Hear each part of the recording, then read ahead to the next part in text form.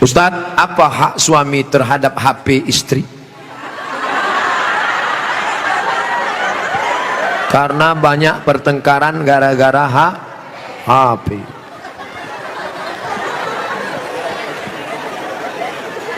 Lima hak ibu terhadap bapak.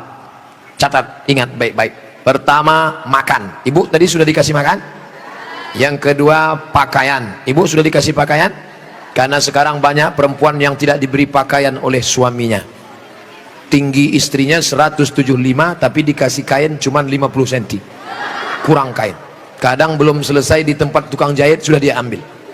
Kadang kainnya panjang, resleting belum dipasang. Pas jalan kelihatan. Ustadz kok tahu? Saya ngelihat. Ibu sudah dikasih makan, ibu sudah dikasih pakaian, ibu diberikan tempat tinggal yang layak menurut kemampuan masing-masing. Sudah? Keempat, ibu mesti diberi pendidikan. Yang ngajar ibu ngaji, bapak. Yang ngajar ibu sholat, bapak. Yang ngajar ibu akhlak, bapak. Bapak adalah guru di rumah. Dan yang kelima adalah perhatian. Maka ibu selalu diperhatikan, dari mulai jilbabnya, dari mulai pakaiannya, termasuklah HP ibu diperhatikannya juga. Kok dari tadi sini Ustadz Somad, suatu ketika istri saya pergi kerja dan saya masuknya siang, tiba-tiba HP-nya berdering. Saya cek, rupanya mantan. Dia cari lagi di FB dan mereka sudah jalan-jalan, Pak Ustadz. Hati saya selalu galau tiap hari. Jangan-jangan dia sudah buat ini, jangan-jangan dia sudah jalan ini, jangan-jangan sudah. Bayangkan menderitanya seorang laki-laki gara-gara HP istri yang sudah macam-macam. Gara-gara apa itu? Facebook, Twitter, BBM, WhatsApp, Instagram. Oleh sebab itu jaga ini. Masalah HP ini jaga baik-baik. Ah, ini Ustaz Somad gak enak. Selalunya HP perempuan aja. Oke, sekarang kita balik. Bagaimana dengan HP bapak-bapak yang lebih banyak perhatiannya ke HP, yang kata-katanya merayu, menggoda? Oleh sebab itu ini mesti dijaga. Kalau tidak, duduk bersama bapak sama ibu, duduk, HP-nya buat baliho besar-besar, judulnya mau dibawa kemana hubungan ini, atau buat besar-besar, jangan ada HP di antara kita. Saya mau nanya Pak Ustadz, gimana caranya mengelola keuangan keluarga secara islami jika suami istri bekerja? Ar-rijal, lagi-lagi Al-Quran, semuanya yang menyelesaikan masalah ini Al-Quran. Ar-rijalu qawwamuna 'alan nisa, laki-laki menjadi pemimpin bagi perempuan. Bima anfaqu min amwalihim, karena mereka mengeluarkan nafkah, biaya belanja. Makanya harta warisan laki-laki dapat 2 kali bagian perempuan. Ibu kalau 25, bapak dapat 50. Ibu kalau dapat 50, bapak dapat 100. Kenapa? Karena yang menanggung biaya pernikahan mahar bapak, yang menanggung sekolah anak bapak. Sekarang ibu memang anak orang kaya, punya ruko 2, rumah batu jendela kaca, punya bapak yang sudah sakit asma 2 hari lagi meninggal. Kaya. Si bapak juga punya duit yang sama. Bapak punya duit, ibu punya duit, menikah. Apa beda duit bapak dengan duit ibu? Dalam duit bapak ada hak ibu, tapi dalam duit ibu tidak ada hak bapak.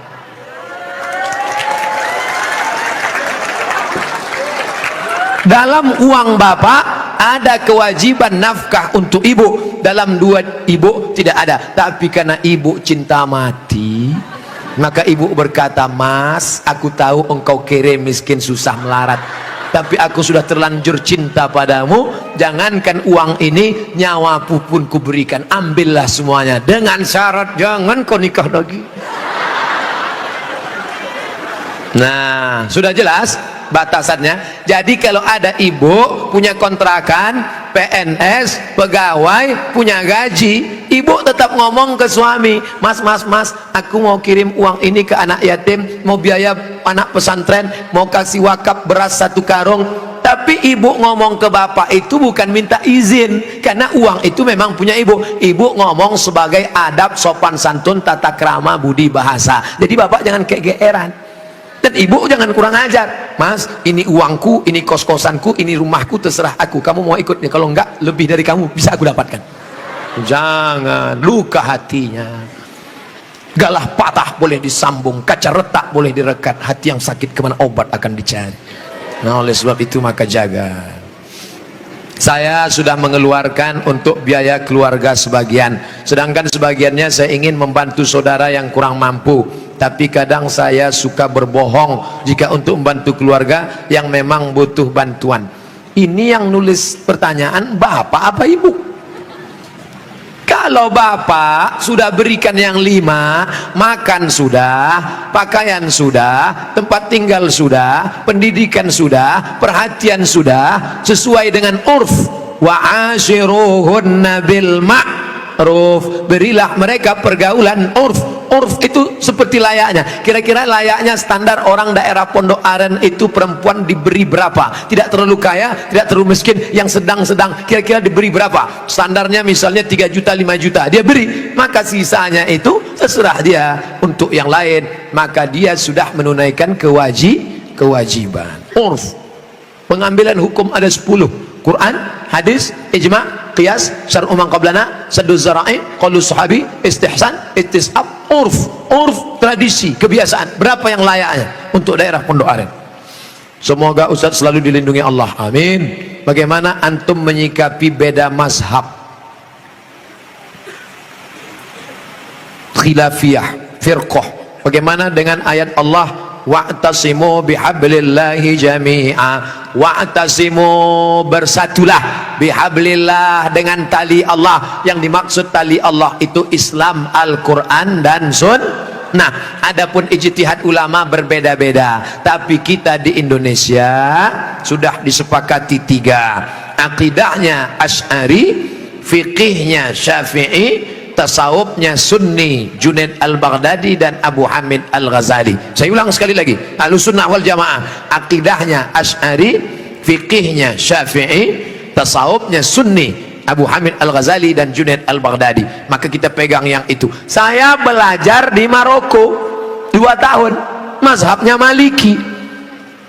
Maliki Ahlussunnah, pertama Hanafi, nomor 2 Maliki, nomor 3 Syafi'i, nomor 4 Hambali. Keempat-empatnya Ahlus Sunnah. Tapi ketika saya pulang kampung, saya tidak bawa mazhab Maliki. Kenapa Ustaz tidak pakai mazhab Maliki? Andai saya pulang ke kampung, saya pakai mazhab Maliki. Mazhab Maliki kalau sholat tangannya lepas ke bawah, Allahu Akbar. Fatihahnya pakai baca kiraan Warsh, Alhamdulillahirabbil alamin, Ar-Rahmanir Rahim, Maliki Yaumiddin, mimnya pendek. Kemudian enggak pakai bismillah, Allahu Akbar, Alhamdulillahirabbil alamin, enggak ada bismillah. Kunut subuhnya sebelum rukuk, walam yakul lahu kufuwan ahad, baca kunut. Kunutnya enggak bunyi. Andai saya buat sholat subuh seperti ini di masjid dekat rumah saya, Allahu Akbar, Alhamdulillahirabbil alamin, Ar-Rahmanir Rahim, Maliki Yaumiddin. Selesai sholat pasti jamaah komplain semua, tolong sholatnya diulang, tadi imamnya ISIS. Menimbulkan fitnah karena mereka tidak tahu. Di sini diajarkan qiraat sab'ah mutawatirah, ditambah 3 masyhurah, ditambah 4 syadzah, 14 qiraat dipelajari di sini. Ditambah lagi nagham, bayati, sobana, awan, sika, jaharka, bayati, ras. Paham mereka tajwidnya, tapi tidak semua masyarakat ngerti. Andai anak pesantren Al-Qur'aniyah sholat di luar masjid, dibacanya qiraat lain, walam yakul lahu kufuwan ahad, maka makmum dengar, wah ini aliran sesat ini. Bukan berarti dia salah, tapi dia takut menimbulkan fitnah. Maka dalam masalah-masalah yang kita sepakati, mari kita berlapang dada. Adapun yang kita sudah berbeda, mari kita terima perbedaan selama dia masih Ahlus Sunnah wal Jamaah. Syekh Abdurrahman Sudes, Imam Masjidil Haram, selama di Makkah nggak pernah pakai bismillah jahar. Allahu Akbar, Bismillahirrahmanirrahim, Alhamdulillahirabbil alamin, Ar-Rahmanir Rahim. Tapi begitu beliau jadi imam di Istiqlal, Allahu Akbar, Bismillahirrahmanirrahim. Loh, kok si Abdurrahman Sudes di Istiqlal pakai bismillah jahar? Dia tahu orang Jakarta mazhabnya Syafi'i. Mazhab Syafi'i bismillahnya jahar. Mazhab Hanafi Hambali bismillahnya sir, Bismillahirrahmanirrahim. Mazhab Maliki nggak pakai bismillah sama sekali. Ketiga mazhab ini Ahlus Sunnah wal Jamaah. Tapi kalau mayoritas masyarakatnya Syafi'i, jangan bawa mazhab lain, karena khawatir memecah belah umat. Menjaga persatuan lebih diutamakan daripada mengamalkan mazhab. Begitu yang diamalkan oleh para ulama. Kan ulama mengkategorikan bid'ah ada dua, bid'ah hasanah. Pertanyaannya Ustaz, kan Rasul bersabda kullu bid'atin dhalalah, kullu bid'atin dhalalah wa kullu dhalalatin finnar. Hadis ini kata Imam Nawawi hadisnya umum, hadis umum. Tolong belikan saya ayam, tolong belikan saya ayam. Ayamnya umum, ayam penyet, ayam patah, ayam pop, ayam sungsang, ayam fried chicken, ayam panggang, ayam bakar, ayam kampung, ayam hutan. Ayam apa? Setelah di jalan dia bingung, ini ayam apa? Nelpon sekali lagi, ayam apa? Ayam pop.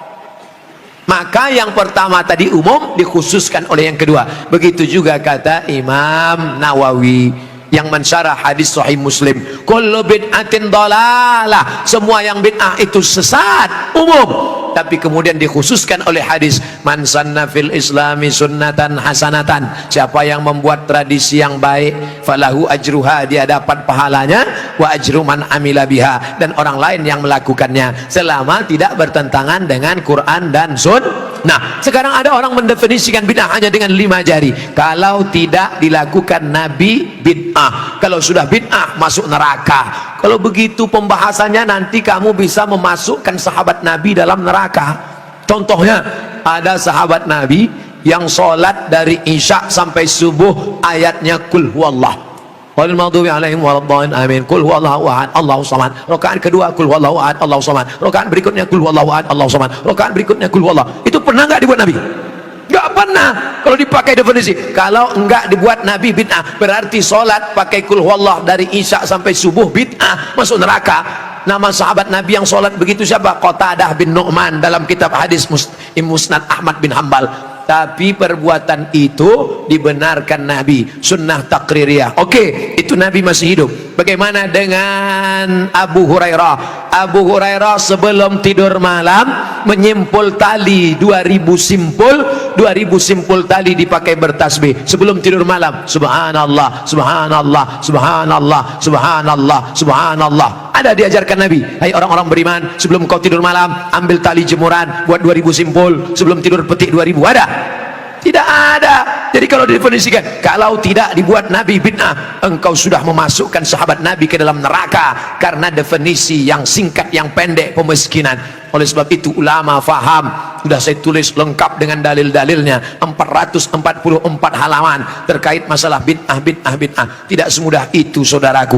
Ada namanya Imam Ibnu Taimiyah. Imam Ibnu Taimiyah kalau selesai salat subuh dia tidak keluar masjid, dia melihat ke atas membaca Al-Fatihah sampai terbit matahari. Bismillahirrahmanirrahim, alhamdulillahirabbil alamin, arrahmanirrahim, maliki yaumiddin, iyyaka na'budu wa iyyaka nasta'in, sampai terbit matahari. Itu tidak pernah dilakukan Nabi. Kalau dipakai definisi, kalau tidak dilakukan Nabi bid'ah, berarti Ibnu Taimiyah sudah membuat bid'ah karena membaca Al-Fatihah dari sejak salat subuh sampai terbit matahari. Maka jangan katakan bid'ah kalau tidak dibuat Nabi bid'ah. Ini tidak betul. Yang betul adalah kalau tidak ada dalilnya bid'ah. Selama ada dalil hadis qauli, hadis fi'li, hadis takriri, perbuatan sahabat, qiyas, ijma', maka perbuatan itu tidak bid'ah.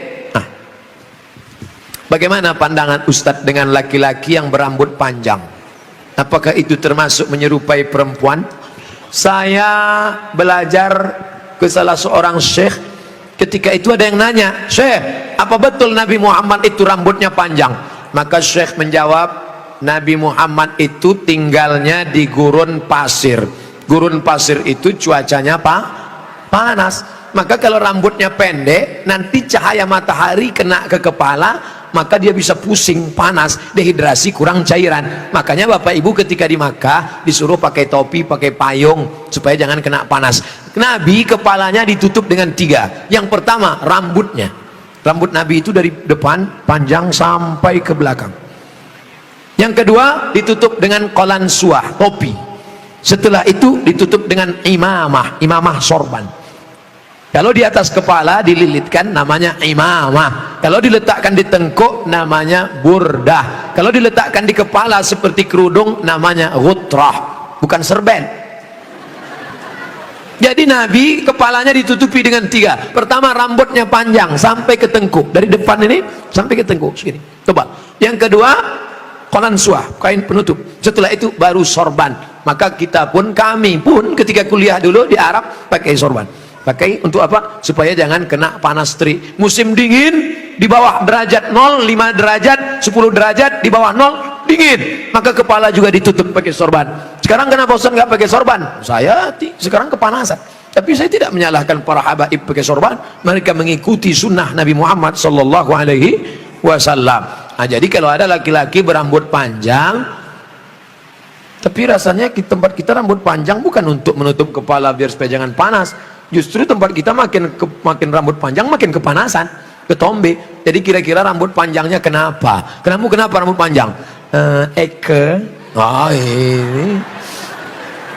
Tapi tidak semua yang berambut panjang itu karena mengikuti perempuan. Jadi tidak bisa kita hukum serta-merta kalau rambut panjang LGBT. Enggak.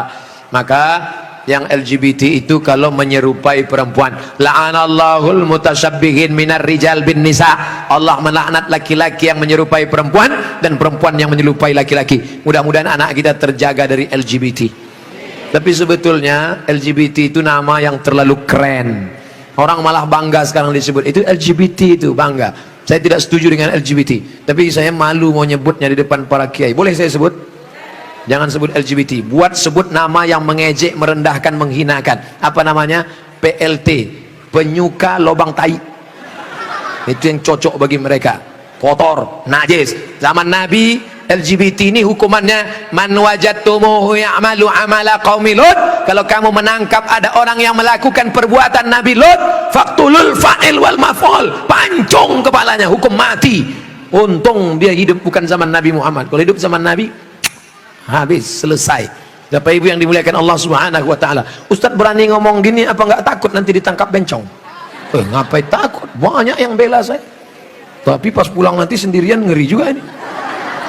Insyaallah, wa ta'awanu 'alal birri wat taqwa, saling tolong menolong dalam kebaikan dan ketakwaan, wala ta'awanu 'alal itsmi wal udwan. Ingatlah saudaraku, ada satu kampung namanya kaum Sadum. Pernah dengar kata Sadum?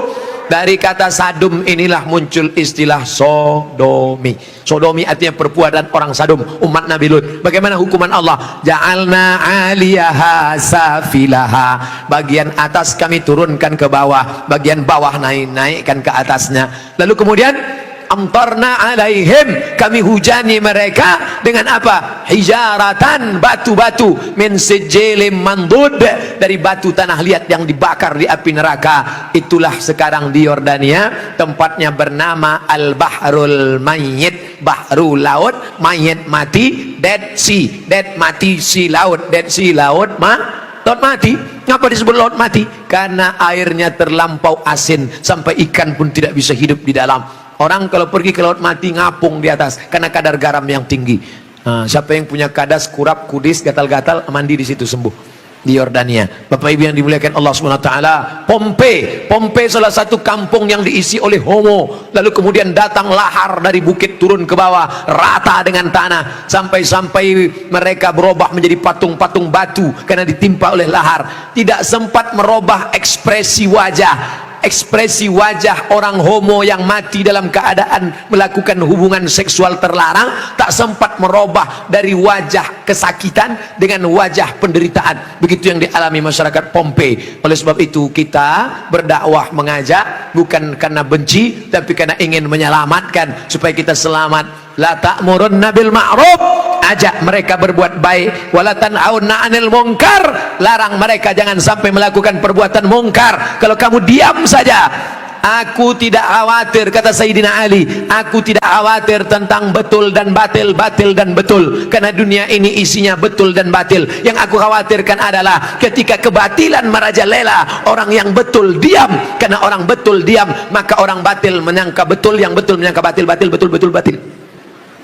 Orang yang betul diam, Ibu yang betul diam, bapak yang betul diam, yang batil berkuar. Akhirnya yang batil merasa betul, orang yang betul diam 1000 bahasa. As-sakitu anil haq syaitan akhras. Orang yang betul tapi diam melihat kebenaran diinjak-injak, dia adalah syaitan akhras, setan bisu. Begitu kata Imam Abu Ali Ad-Daqqaq yang dikutip oleh Imam An-Nawawi dalam kitab Al-Minhaj Syarah Sahih Muslim Ibn Al-Hajjaj. Maka bersuaralah saudaraku, anak-anak muda, lawan kemungkaran ini. Terus berperang dengan HP-mu. HP-mu adalah senjata, bukan menebarkan kebencian, bukan menebarkan hoax, tapi dalam rangka watawasau bil haq watawasau bis sabr. Allahu akbar.